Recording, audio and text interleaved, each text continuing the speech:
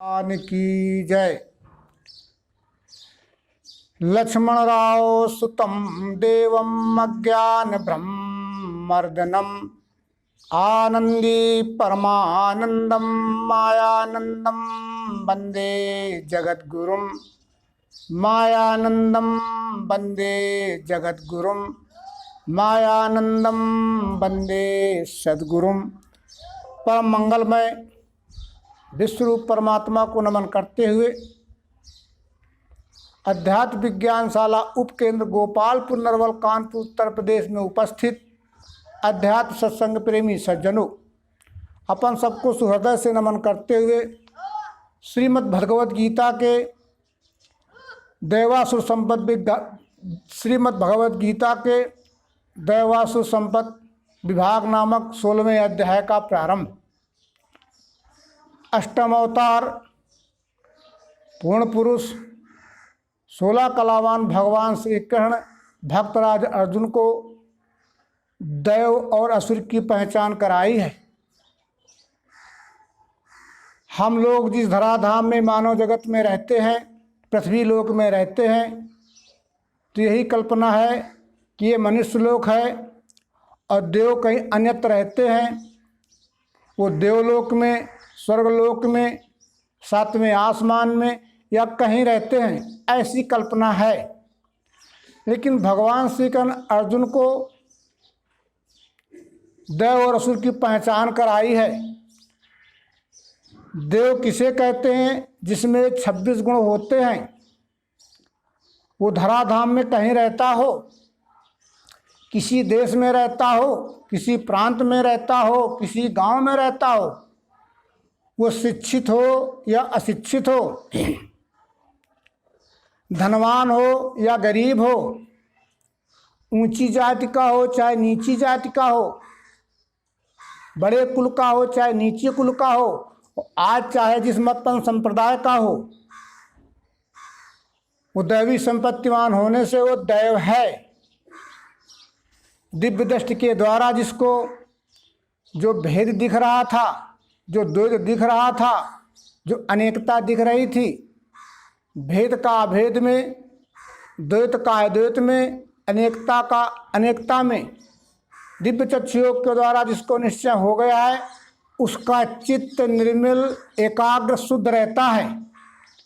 श्री भगवान बोले, यहाँ दैवी संपत्ति के गुणों की पहचान करा रहे हैं, इसको अपन को ठीक को समझना है।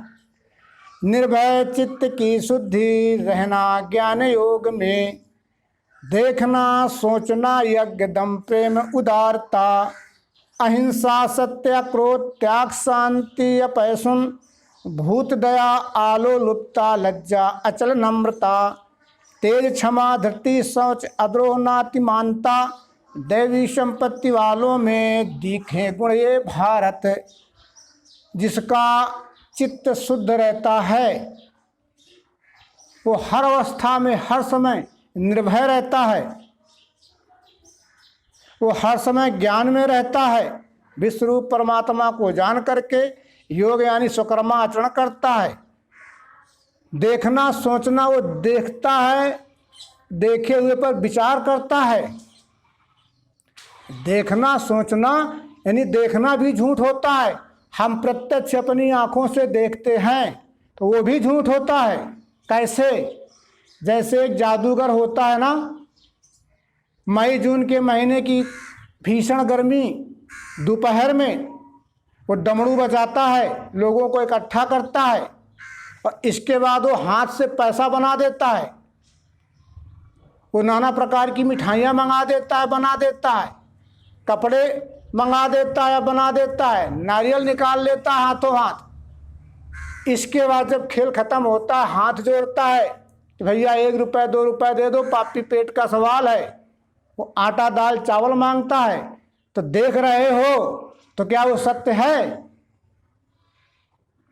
तो विचार करने की बात है। अगर रुपया बना लेता, नारियल बना लेता, मिठाई मंगा लेता, कपड़े बना लेता, तो इसको इसकी करने की क्या जरूरत है भरी दोपहर में?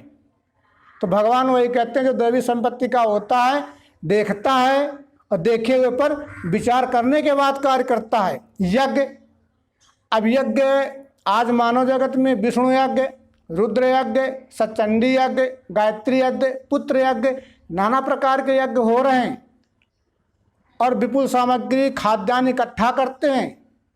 जैसे जौ है, चावल है, तिल है, मेवा मिष्ठान है, शक्कर है, मीठा है और घी है, उसको उससे सानते हैं, मिलाते हैं और इसके बाद अग्निकुंड बना करके उसमें उसको हवन करके उसको धुआं बना के उड़ाते हैं। बोले यज्ञ कर्म हो रहे हैं, लेकिन ये वैदिक यज्ञ कर्म नहीं है। न गीता इससे सहमत है, न रामचरितमानस सहमत है। वैदिक यज्ञों के अर्थात स्वरूप है जना नाम समूहो जनता तत्सुखाय सा यज्ञ। मानवीय समुदाय को जनता कहते हैं, उसकी सुख शांति के लिए जो भी हम कर्म करते हैं वो यज्ञ कर्म हैं। भगवान श्री कृष्ण गीता के अध्याय 3 के 9 नंबर श्लोक में, 4 के 23 नंबर श्लोक में यज्ञ की पहचान कराई है। यज्ञ पीतार्थ भी कर्म अन्न है, कर्म बंध ही कर्म उसके लिए पार्थ करना संग त्याग के, संग दोष मिटायुक्त ज्ञान में चित्त है बसा, यज्ञ हेतु करे कर्म सब वे ब्रह्म में मिले। ये यज्ञ पुरुष नाम विश्वरूप परमात्मा का है। प्राणी मात्र के रूप में दिखने वाले विश्वरूप परमात्मा की सुख शांति में जो सेवा करता है वो यज्ञ कर्म है। कर्तापन का अभिमान छोड़ करके जो विश्वरूप परमात्मा की सेवा करता है उसके यज्ञ कर्म हैं। मनुस्मृति में मनु जी ने यज्ञ की पहचान कराई है। आलम्भ यज्ञ क्षत्रिय से खाद्य यज्ञ वैश्य स्मृता, परिचर्या यज्ञ शूद्र से ज्ञान यज्ञ दुजातया। ये चारों वर्णों के अपने अपने जो कर्म हैं वही यज्ञ कर्म हैं। ये विश्वरूप परमात्मा यज्ञ पुरुष है। अपने कर्म रूपी, अपने कर्मों की जो साकल्य है इस विश्वरूप परमात्मा की सेवा रूपी आहुति में लगाना है। भगवान श्री कृष्ण का जो समय काल था, उनके पिता पालक पिता नंद थे, नंद बाबा थे। वो इंद्र यज्ञ करने जा रहे थे और महीनों महीनों पहले से तैयारी चल रही थी। एक दिन कृष्ण ने पूछा, बाबा क्या आयोजन होने जा रहा, बड़ी भारी तैयारी चल रही है। तो उन्होंने कहा, अरे कृष्ण इंद्र यज्ञ करने जा रहे हैं। बाबा क्यों? अरे बोले वो बादलों का राजा है इंद्र, उसको खुश करेंगे तो बादल पानी बरसाएंगे, चारों तरफ सुख शांति होगी। तब भगवान श्री कृष्ण ने नंद बाबा से कहा था, अरे बाबा इंद्र यज्ञ करने से और जल वृष्टि से क्या संबंध है? सूर्य 8 महीने अपनी गर्मी से पानी को वाष्पित करके उड़ाता है ऊपर और 4 महीने में ताप शून्यता होते ही जल वृष्टि के रूप में बरस जाता है। इससे इंद्र यज्ञ क्या क्या संबंध है और बरसात का क्या संबंध है? सबसे पहले घर से ही पाखंड को खत्म किया था। तो यज्ञ कर्म यानी मनुष्यों की सेवा करना, जीवों की सेवा करना। अकाल पड़ गया है, लोग भूख से मर रहे हैं, अन्नदान यज्ञ करिए। लोगों के पास धन नहीं है, बच्चे पढ़ने में होशियार हैं तो विद्यादान यज्ञ करिए उनका सहयोग करके। लोगों के पास घर नहीं है, आश्रयहीन है, उनके घर बनवाइए, आश्रय यज्ञ हो गया। ठंड का मौसम है, लोग ठंड से सिकुड़ रहे हैं, मर रहे हैं, तो उनको वस्त्रदान यज्ञ करिए, गरम गरम कपड़े थे। यानी जो भी कर्म लोग सेवा के लिए होते हैं वो यज्ञ कर्म है, स्वाहा वाले यज्ञ कर्म नहीं है। ये ब्रह्मा जी द्वारा बनाए हुए त्रेताकालीन कर्मकांड हैं। भगवान श्री कृष्ण ने इनको गीता में रोका है अर्जुन को, क्योंकि अर्जुन की बुद्धि यहीं फंसी हुई थी। दम, इंद्रियों का निग्रह करना, प्रेम उदारता। हम अपने छोटे से परिवार में प्रेम करते हैं, क्यों? ममता के कारण। लेकिन जो निस्वार्थ भाव से, उदार भाव से, कंजूसी न रखते हुए प्राणी मात्र से प्रेम करता है वो उदारता का प्रेम करना है, जिसमें होता है अहिंसा। अहिंसा कहते ही हैं, हिंसा और अहिंसा की परिभाषा आई है। अभी तक हमने ये मान रखा था कि जीवों को कष्ट देना हिंसा है और जीवों को सुख देना अहिंसा है। आज से लगभग 2500-2600 वर्ष पहले किसी ने युद्ध का नरसंहार देखा होगा तो देख करके कहा होगा अहिंसा परमो धर्मा। लेकिन अहिंसा परमो धर्म नहीं हो सकता है, ये विश्व सेवा के अंतर्गत नहीं आता है। नवम बुद्ध अवतार नारायण भगवान श्री मायानंद चैतन्य जी ने एक शब्द जोड़ते हुए बताया है कि अकारण किसी को कष्ट देना हिंसा है और कारण उपस्थित होते हुए हर तरह का दंड देना यानी मृत्यु दंड भी देना अहिंसा है। सत्य, विश्व रूप परमात्मा को जान करके वो सदाचरण करता है, ईमानदारी के साथ विश्व रूप परमात्मा की सेवा करता है। वो बेईमानी आचरणहीनता नहीं करता है। अक्रोध, छोटी छोटी बातों पर वो क्रोध नहीं करता है। त्याग, अनाधिकार चेष्टाओं का वो त्याग करता है। अनाधिकार जो चेष्टाएं हैं, काम, क्रोध, लोभ है, इनका त्याग करता है। अब त्याग की पहचान भगवान श्री कृष्ण ने गीता अध्याय 18 11 नंबर में कराई है। देही छोड़ नहीं सकता कर्मों को पूर्ण रीति से, कर्मों का फल जो त्यागे सच्चा त्यागी उसे का। बेईमानी का त्याग करना, ईमानदारी से कर्म करना है। शांति, वो शांत रहता है। नाना प्रकार के जीवन में मौके आते हैं आपत्तियों के, उस समय वो शांत रहता है, कैसी भी स्थिति हो। अपैसुन, वो चुगली नहीं करता है। भूत दया, वो प्राणी मात्र में प्रेमत व्यवहार करता है। आलोलुपता, लालयित नहीं होता है। लज्जा, बुरे कर्मों को करने में उनको लाज आती है, संकोच होता है। अचल, विश्व रूप परमात्मा में दृढ़ निश्चय उनका रहता है। नम्रता, सबसे विनम्र भाव से रहते हैं। तेज, आचरण के तप को तेज कहते हैं। आचरण से तपे हुए व्यक्ति में तेजता रहती है। वो चाहे गरीब हो, चाहे अमीर हो, चाहे धनवान हो, चाहे कैसा भी हो, पढ़ा लिखा हो चाहे न पढ़ा लिखा हो, लेकिन जिसमें आचरण होता है उसमें तेजता रहती है। क्षमा, एक सीमित दायरे तक क्षमा करता है। इसका आप समझ रहे होगे ना, असीमित नहीं, जहाँ तक क्षमा की जा सकती है वहाँ तक वो क्षमा करता है। धैर्य, वो धैर्यवान होता है, सारे कर्म धीरज से करता है, सोच विचार करके करता है। सोच, उसका अंतःकरण चित्त शुद्ध रहता है और शरीर भी स्वस्थ रखता है। अद्रोह, अकारण किसी से द्रोह नहीं करता है। ज़्यादा मान सम्मान नहीं चाहता है, नात मानता। ये जो 26 गुण जिसमें होते हैं वो दैवी संपत्ति का होने से वो दैव है।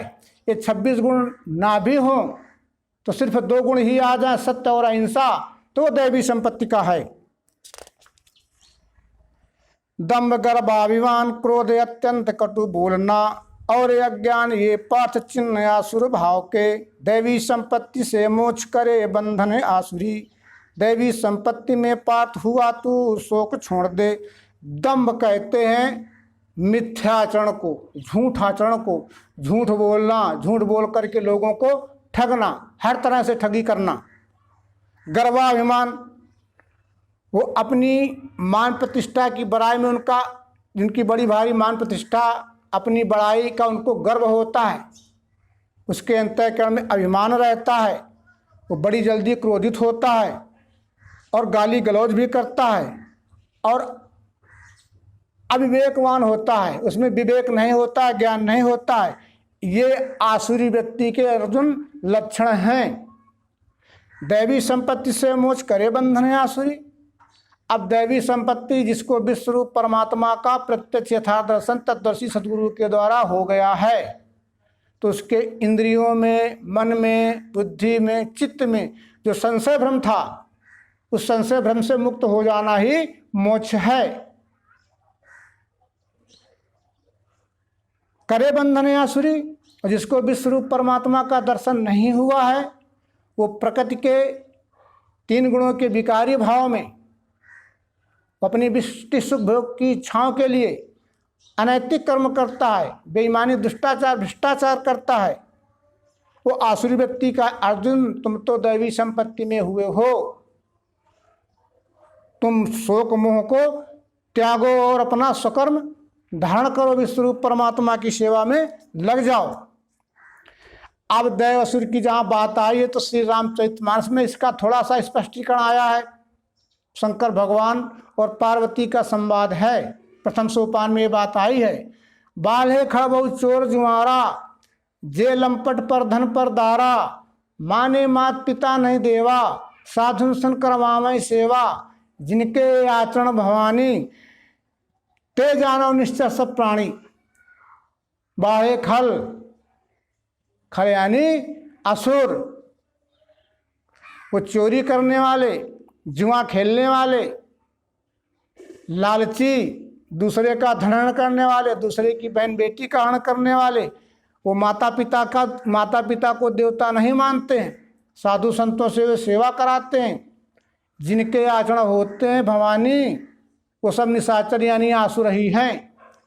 जबकि वेद ने कहा है मातृ देवो भव, पितृ देवो भव, आचार्य देवो भव, सर्वतीर्थमयी माता, सर्वदेवमया पिता, मातरम पितरम तस्मात् सर्वत्रेन पूजते। इनकी हमें हर तरह से सेवा करनी, वो ऐसा नहीं करते हैं, वो आसुर हैं।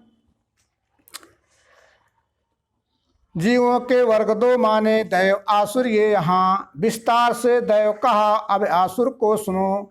इस तरह से संपूर्ण चराचर सृष्टि दो वर्गों में, दो भागों में बटी हुई है। एक दैवी सर्ग और दूसरी आसुरी सर्ग। तो दैवी सर्ग कहते ही जिसको अपने स्वरूप का बोध हो गया है, विश्वरूप परमात्मा का प्रत्यक्ष दर्शन हो गया है, वो ईमानदारी के साथ विश्वरूप परमात्मा की सेवा करता है, वो दैवी संपत्तिमान है। जिसको विश्वरूप परमात्मा का दर्शन नहीं हुआ है, वो अपनी सुख व्यष्टि सुख भोग की इच्छाओं के लिए इसी मानव जगत के साथ अनैतिक कर्म करता है, क्रूर कर्म करता है, वो आसुर है। करना क्या न करना क्या बोध आसुर को नहीं, सुचित सत्य आचार्य भी जानते नहीं। जो आसुरी व्यक्ति के लोग हैं, यहाँ से आसुरी व्यक्ति का विस्तार से स्पष्टीकरण भगवान श्रीकरण कर रहे हैं कि जो आसुरी व्यक्ति के लोग हैं, जो असुर हैं, वो प्रवृत्त और निवृत्त इसको नहीं जानते हैं। प्रवृत्ति और निवृत्ति को वो नहीं जानते हैं। आज मानव जगत में, इस संसार में दो प्रकार की रूढ़ कल्पनावादियों की कल्पना है। वो प्रवृत्ति मार्ग को कहते हैं, जिसने शादी विवाह घर बसा लिया है वो प्रवृत्ति मार्गी हैं। और निवृत्त मार्गी उसको कहते हैं जिन्होंने घर परिवार नहीं बसाया है, शादी ब्याह नहीं किया है, वो निवृत्त मार्गी हैं।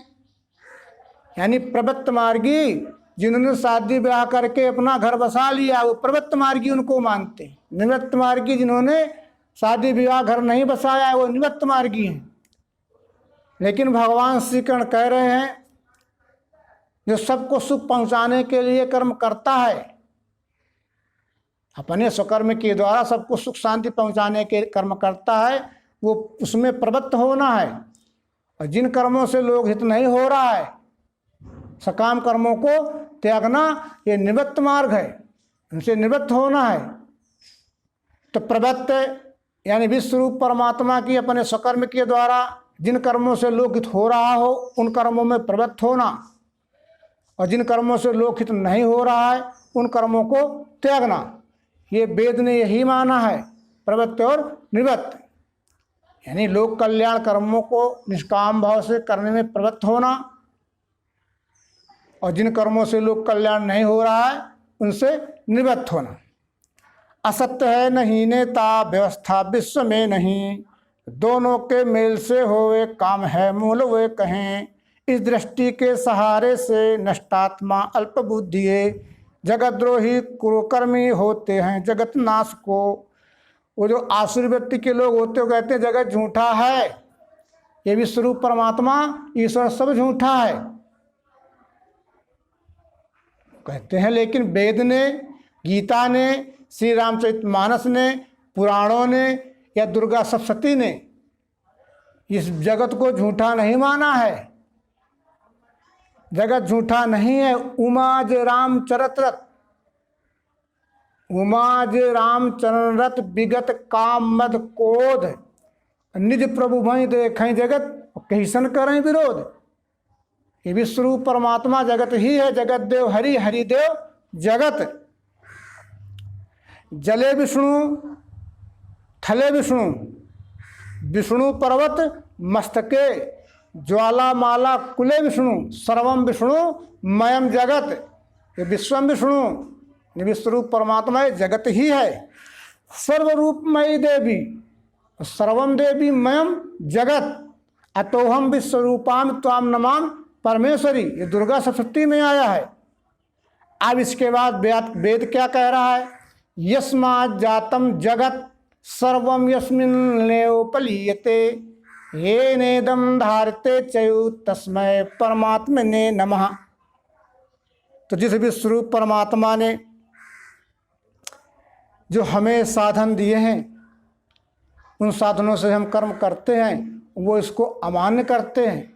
तब किसी संत ने कहा है, मैं नहीं मेरा नहीं ये तन किसी का है दिया, जो कुछ मेरे पास है ये सब उसी का है दिया। देने वाले ने दिया वो भी दिया किस शान से, लेने वाले ने लिया वो कह उठा अभिमान से। विश्वरूप परमात्मा ने साधन दिए, वो उन साधनों को नहीं मानता, ईश्वर को नहीं मानता है, आसुरी संपत्ति का है।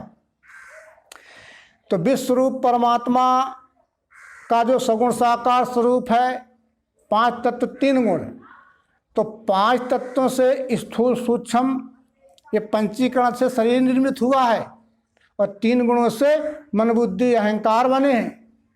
तो 5 तत्वों से पंचीकरण में जब अपन मिलान करके देखते हैं तो अंतःकरण चतुष्ट, 5 ज्ञानेंद्रियाँ, 5 कर्मेंद्रियाँ, 5 प्राणवायु, स्थूल शरीर की जो रचना हुई है या सूक्ष्म की रचना हुई, अस्थि मांस त्वचा नाड़ी रोम, सुख शोणित लार मूत्र पसीना, आलस निद्रा भय मैथुन, चलन बलन धावन अंकुचन निरोधन, ये जो स्थूल शरीर की रचना हुई है ये विश्वरूप परमात्मा के 5 तत्वों से हुई है। इसमें जो मन बुद्धि अहंकार साधन मिले कार्य करने की, वो 3 गुणों से बने हैं। तो इस प्रकृति ने यानी ईश्वर से तो हमें सब अंगुपांग मिले हैं। ये विश्वरूप परमात्मा ज्ञान दृष्टि से इसको आत्मा कहते हैं, जो सबका प्रकाशक है, और कर्म दृष्टि से इसको हम ईश्वर कहते हैं। ज्ञान दृष्टि से आत्मा और कर्म दृष्टि से ईश्वर। इस तरह से वो नहीं मानते, क्योंकि उनका चित्त निर्मल नहीं रहता, भ्रष्ट रहता है। इसलिए वे स्वार्थ के वशीभूत होकर के सारे कर्म करते हैं। बलवान काम इच्छा से वे पापी नरमों से, असत्य कर्म करते हैं मद दंभ अभिमान से। रहे अपार चिंता में जो रहे मृत्यु काल तक, भोगना भोग इच्छा के यही कर्तव्य है कहें। आशा पास में बींधे काम क्रोध परायण, काम इच्छा पूर्ण होने को जोड़े धन अनीति से। ये मैंने आज पाया है लाऊंगा कल मैं वही, धनी हूँ इतने धन का मिलेगा यह और भी। बलवान काम इच्छा से, जिनकी कभी भी इच्छाएं तृप्त नहीं होती हैं, उन कभी तृप्त न होने वाली इच्छा के तृष्णा के वशीभूत होकर के उनकी प्राप्ति के लिए वो मद दंभ अभिमान मोह धारण करके क्रूर कर्म करते हैं, दुष्कर्म करते हैं, अनीति करते हैं, जिसके परिणाम स्वरूप उनको दुख ही मिलता है। रहे अपार चिंता में, अपार जिनकी चिंताएं कभी नहीं मिटती हैं, अपार चिंता में रहते हैं, और वो चिंताएं मृत्यु काल तक रहती हैं। भोगना भोग इच्छा के, ये जीवन भोगने के लिए ही आया है, जितना बन सके उतना भोग लो। ईमानदारी से मिले तो ईमानदारी से, बेईमानी से तो मिले बेईमानी से, खूब भोगो। भोगने के लिए शरीर मिला है, बस उनका एक यही कर्तव्य रहता है। आशा पास में बींधे, नाना प्रकार की ओहापू में रहते हैं। वो काम क्रोध के वशीभूत हो करके नाना प्रकार की ऊहापों में रहते हैं कि ये प्राप्त कर लूँ, ये प्राप्त कर लूँ, इसको छोड़ो, उसको पकड़ूँ। व्यष्टि सुख भोग की इच्छाओं की पूर्ति के लिए वो अनीति से धन जोड़ते हैं, यानी किसी को ठग के लाते हैं, किसी से चोरी करके लाते हैं, अनीति से सारे के सारे धन को इकट्ठा करते हैं। किसको? उन अपनी व्यष्टि सुख इच्छाओं की पूर्ति के लिए। ये मैंने आज पाया है, आज मैं 1 लाख रुपया पा गया हूँ और कल 2 लाख लाऊंगा। मैं अभी तो करोड़पति हूँ, हमें अरबपति बनना है। इसी में वो लगे रहते हैं नाना प्रकार की तृष्णाओं की पूर्ति के लिए। ये मैंने मारा शत्रु, करूँगा आहत अन्न भी। भोगी मैं हूँ, ईश मैं हूँ, सिद्ध मैं बलवान सुखी। मैं कुलीन धनी मैं हूँ, कौन मेरे समान है। या जीदानी सुखी हूँगा, इस अज्ञान में फंसे। आज मैंने अमुक शत्रु को मार दिया है और कल अमुक शत्रु को मारना है। इस धराधाम में सबसे ऐश्वर्यवान, सारे भोगों का भोग करने वाला मैं ही हूँ। ईश मैं हूँ, अहम ब्रह्मास्मि, मैं ही ब्रह्म हूँ। हिरण्याकश्यप की तरह पिता पुत्र का इसी बात का तो झगड़ा था। प्रहलाद कहता था, पिताजी आप ब्रह्म नहीं हो, सर्वम खल्मदम ब्रह्म, न शब्द गोचरम यस्य योगी ध्येयम परमम पदम, यतो यश्च स्वयं विश्वम स विष्णु परमेश्वरा। विश्वरूप परमात्मा है, तुम ब्रह्म नहीं हो। तो आसुरी लोग क्या कहते हैं, अहम ब्रह्मास्मि, मैं ही सब करता धरता हूँ।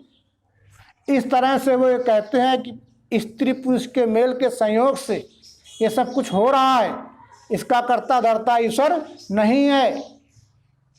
स्त्री पुरुष के मेल के संयोग से ये सब कुछ उद्भव हो रहा है, इसका मूल कारण काम है, ऐसा वो कहते हैं।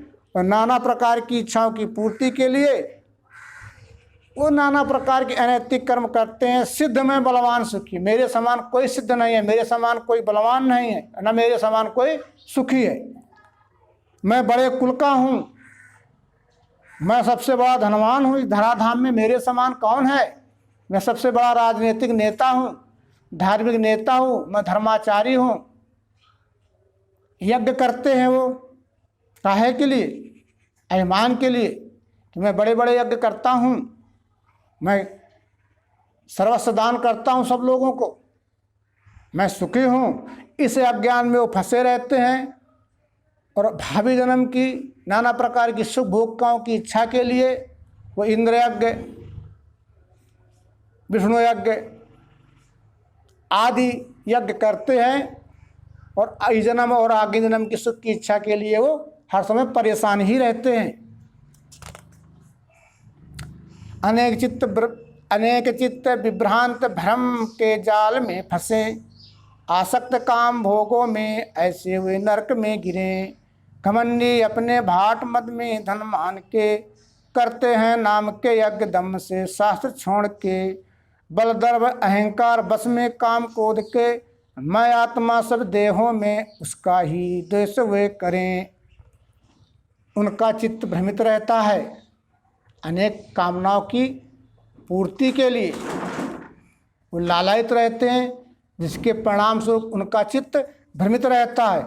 और चित्त भ्रमित रहने से उनके द्वारा होने वाले कर्म भी भ्रष्ट होते हैं। वो व्यष्टि सुख भोगों की इच्छा की पूर्ति के लिए अनीति के कर्म करके धन इकट्ठा करते हैं। अनीति के कर्म करते हैं, पाप युक्त कर्म करते हैं, लोगों को लूटते खसोटते मारते हैं, उसके परिणाम स्वरूप उनको नरक में जाना पड़ता है, जहाँ उनको यातनाएं भोगनी पड़ती हैं। तो नरक और स्वर्ग की बात पुराणों में भी आई है कि स्वर्ग लोक वहाँ है जहाँ सारी सुख सुविधाएं मिलती हैं, और नरक में जाने से वहाँ नाना प्रकार की यातनाएं मिलती हैं, अग्नि के खम्भे में बांधा जाता है, कोड़े चलते हैं, आदि आदि बातें आई हैं। तो बात यही आ रही है कि भगवान श्री कृष्ण से अर्जुन ने यही पूछा है कि ये स्वर्ग नरक कहाँ रहता है, ये कहाँ है, किस लोक में है, किस दिशा में है, वो मेरे को बता दीजिए। तब भगवान श्री कृष्ण ने भक्तराज अर्जुन को अश्वमेध पर्व अन्य गीता में ये बात बताई है, अर्जुन ये स्वर्ग और नरक यही मृत्युलोक है, इसमें अवतार हो, चाहे संत हो, चाहे विभूति हो, चाहे ब्रह्म ऋषि हो, चाहे महर्षि हो, चाहे देवर्षि हो, चाहे मुनि हो, चाहे ऋषि हो, चाहे नर हो, चाहे मनुष्य हो, चाहे पशु मनुष्य हो, यही इस धराधाम में सभी आते हैं और अपने अपने अच्छे बुरे कर्मों का फल यहीं भोगते हैं। तो जो लोग कल्याण के कर्म करता है उसको सुख शांति में जीवन व्यतीत होता है, उसको सुख शांति मिलती है, वो स्वर्ग है। जो अपने कर्म के द्वारा लोगों के साथ दुर्व्यवहार करता है, उनके साथ कपट का व्यवहार करता है, छल का व्यवहार करता है, झूठाचरण करता है, उसके परिणाम स्वरूप उनको यही कष्ट मिलते हैं, उसी का नाम नरक है। अब विचार करके मानव जगत की ओर देख लीजिए, इस धराधाम में चाहे इतना बड़ा कोई व्यक्ति रहा हो या है, उनके कर्मों के परिणाम स्वरूप उनको नाना प्रकार के दंड मिल रहे हैं। अरे जेलों में डाल दिए गए, न समय से भोजन मिल रहा है, न समय से पानी मिल रहा है, न रहने की कोई व्यवस्था है, तड़फ रहे हैं। तो स्वर्ग नरक हमारे कर्मों के परिणाम स्वरूप, अच्छे कर्मों का फल स्वर्ग और बुरे कर्मों का परिणाम नरक है।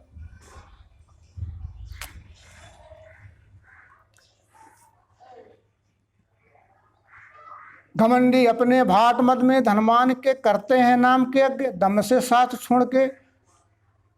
जो घमंडी हैं, अभिमानी हैं, वो अपनी मान बढ़ाई अपने मुंह से कहते हैं, अपनी बड़ाई अपने मुख से कहते हैं और नाम के यज्ञ करते हैं कि देखो मैं इतने यज्ञ करा दिए, सचंडी यज्ञ कराया है तो लाखों लाखों लोगों का भोजन कराया है, अमुक दान दिया है। तो विचार करने की बात है, वो धन कहाँ से लाए? वो धन कहाँ से लाए? लोगों को ठग के लूट करके ही तो लाते हैं। इसके बाद उसी को खर्चा करते हैं और अपनी मान बढ़ाई के लिए वो कहते हैं देखो हमने अमुक यज्ञ कराया, इतने लोगों को इकट्ठा कराया, इतना भोजन कराया, इतना दान दक्षिणा दिया। इस तरह से शास्त्र विधि छोड़ करके दम यानी पाखंड से लूट खसोट करके असत आचरण करके वो करते हैं।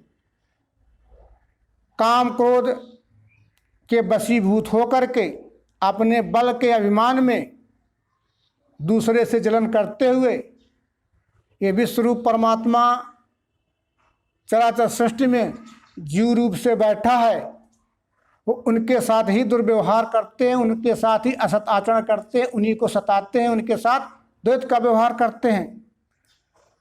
ऐसे संसार के द्वेषी कुरपापी नराधम, जो उनको मैं देता हूँ आसुरी योनि ही सदा। आसुरी योनि को प्राप्त मूढ़ हुए जन्म जन्म में, मेरी प्राप्ति बिना घूमे कौनते नीच योनि में। चक्र में डालने वाले नरक के 3 द्वार हैं, काम क्रोध तथा लोभ, तस्मात् ये 3 त्यागना। ऐसे जो संसार से द्वेष रखने वाले हैं, क्रूर हैं, अधमी हैं, पापी हैं, मैं उनको आसुरी योनि में ही जन्म देता हूँ। उस आसुरी योनि को प्राप्त होकर के वो जन्म जन्म तक मुझ विश्वरूप परमात्मा की प्राप्ति के बिना मूढ़ योनि में यानी अज्ञानियों में, ज़्यादा हुआ तो पशुओं में भी चले जाते हैं, और पशुओं में गए तो उद्भिज खानी तक उतर के आना पड़ता है। फिर इसके बाद उद्भिज खानी से ऊपर को चलते हैं तो हजारों हजार युग इसी तरह से उनके चले जाते हैं, जन्म मृत्यु के चक्र में घूमा करते हैं। तो अब यहाँ थोड़ा विचार करना है।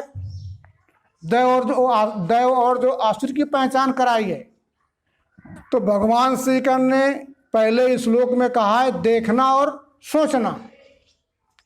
देखी हुई बात झूठ होती है, उस पर विचार करना। लेकिन आज मानव जगत में कुछ लोग ऐसे हैं हम तरीके कि वो सुन के ही मान लेते हैं। किसी से कोई जलन रखता है, उसकी ऐश्वर्यता को देख करके, उसके पुरुषार्थ को देख करके दर्प यानी जलन करता है, तो वो उसकी चुगली झूठी किसी से करता है। और उस व्यक्ति ने सुन करके ही उसको अपराधी बना लिया और अपराध की फेंकू घोषणा कर दी। यद्यपि वो निरपराधी है, किसी तरह का उसमें कोई अपराध नहीं है, लेकिन सुन करके ही मान लिया और निरपराधी को अपराधी सिद्ध करके फेंकू निर्णय सुना दिया। तो ऐसा व्यक्ति महासुर है। अरे जो जलन कर रहा है, चुगली कर रहा है किसी की झूठी, वो तो आसुरी संपत्ति का है ही है। और इसने इसको सुन करके बिना सामने समीक्षा करते हुए, पूछ जांच करते हुए उस निरपराधी को अपराधी सिद्ध करके और निर्णय सुना दिया, वो महासुर है। ये सारी की सारी गीता में आई है मित्रों। ये चक्र में डालने वाले नरक के 3 द्वार हैं, काम क्रोध और लोभ। ये जो 3 गुणों के विकार हैं, सतोगुण से काम, रजोगुण से लोभ और तमोगुण से क्रोध बना है। यद्यपि ये हमारे कर्म करने के साधन हैं, जीव के कर्म करने के साधन हैं, लेकिन जब जीव इनके वशी हो जाता है तो ये अधोगति में ले जाते हैं।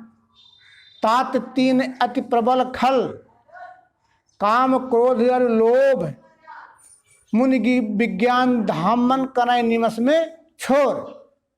ये काम क्रोध लोभ ये अधोगति में ले जाते हैं। जब जीवात्मा इनके साक्षी भाव में रहता है तो इनसे काम लेता है और ऊपर की ओर जाता है।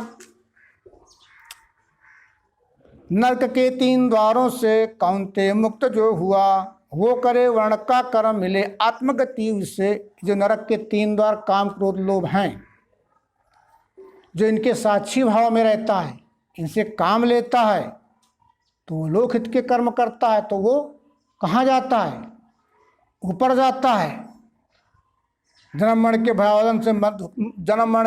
बंधन से मुक्त होते हुए अपने अधिकार प्राप्त चातुर्वर्ण के अंतर्गत, अपने अधिकार प्राप्त चातुर्वर्ण धर्म के अंतर्गत जो उसका स्वभावज कर्म है, उस कर्म को करते हुए वो विश्वरूप परमात्मा की सेवा करता है, जिसके परिणाम स्वरूप उसको परमात्मा गति मिलती है, उत्तम गति मिलती है।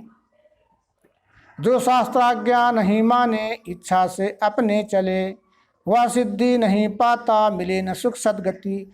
जो शास्त्राज्ञा, जो प्रकृत नियम के अनुसार या सब प्रकृत नियम के अनुसार जो नहीं चलता है और अपनी मनमानी इच्छा से वो कर्म करता है, तो उसको सुख शांति रूपी परम सिद्धि की प्राप्ति नहीं होती है। तस्मात् शास्त्र के लिए तू कार्याकार विचार में जान के शास्त्र की रीति कर्म आचरना यहाँ। इसलिए अर्जुन, तुम शास्त्र नियम को लेकर के, इसलिए शास्त्र नियम को जानो, शास्त्र नियम को जान करके शास्त्र नियम के अनुसार अपने स्वकर्म के द्वारा विश्वरूप परमात्मा की सेवा करो। ऐसा करने से अंतिम सुख शांति परम सिद्धि की प्राप्ति होगी। लेकिन जो मेरे सिद्धांत की निंदा करते हैं, आचरे नहीं, वो सब मूर्ख अज्ञानी भ्रमी हैं, नष्ट हो चुके। यही भगवान श्री कृष्ण ने पीछे के अध्याय में कहा है, जो मेरे बताए हुए प्रकट सिद्धांत के अनुसार नहीं चलता है, उसकी निंदा करता है, आचरे नहीं, वो सब मूर्ख अज्ञानी। वो मूर्ख है, अज्ञानी है, भ्रमी हैं, वो नष्ट हो चुके, ये आसुरी वृत्ति के लोग हैं। इस तरह से यहाँ ब्रह्म विद्या अंतर्गत विज्ञान योग 7 विषयक श्री कृष्ण अर्जुन संवाद रूप श्रीमद् भगवद गीता का देवासुर संबंध विभाग 16वां संपूर्ण हुआ। बोलो सद्गुरु भगवान की जय।